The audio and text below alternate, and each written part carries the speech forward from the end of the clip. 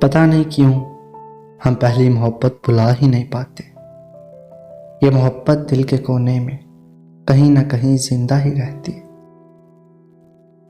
जितनी भी कोशिश कर ले इस मोहब्बत को ख़त्म करने की, इससे दूर भागने की, लेकिन पता नहीं क्यों ऐसा करना मुमकिन हो ही नहीं पाता है।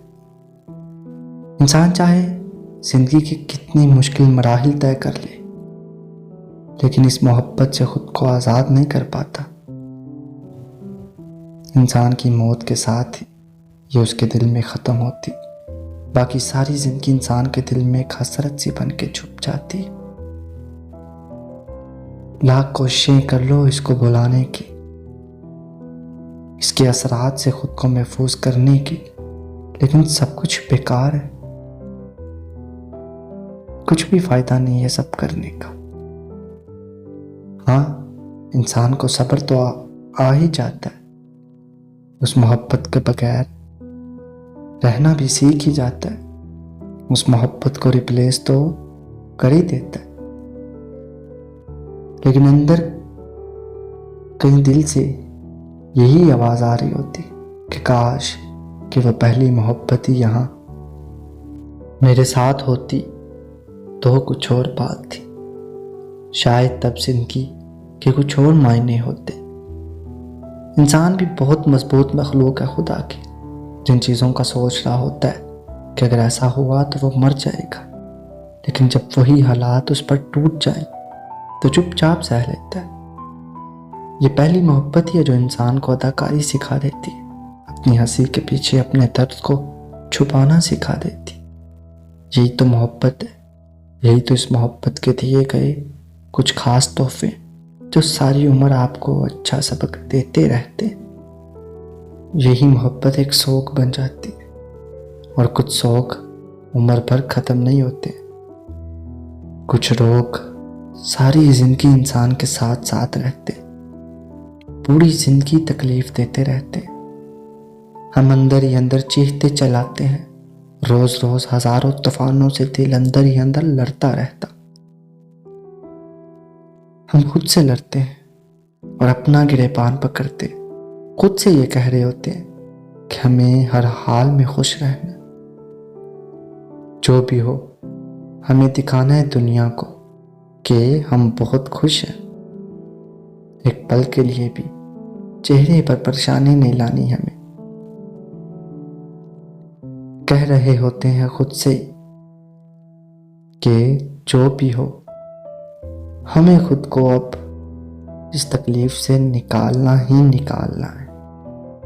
ये तकलीफ किसी न किसी तरह अब ख़त्म तो करनी है, लेकिन सच कहूँ तो ये सिर्फ कहने की बातें हैं। हम चाहकर भी कुछ कर नहीं पाते, बस कर सकते हैं तो सिर्फ इतना कि खुद के आगे हाथ जोड़ सकते हैं। खुद के आगे हाथ जोड़ के ये कहते हैं कि खुदा के लिए इस तकलीफ को यहाँ ही ख़त्म कर दो, लेकिन हिम्मत नहीं हो पाती। हम अपने आगे बेबस होते हैं क्योंकि हम अपनी बात भी खुद सुन नहीं पाते। ये एहसास कितना तकलीफ दे खुद अंदाजा लगा लें आप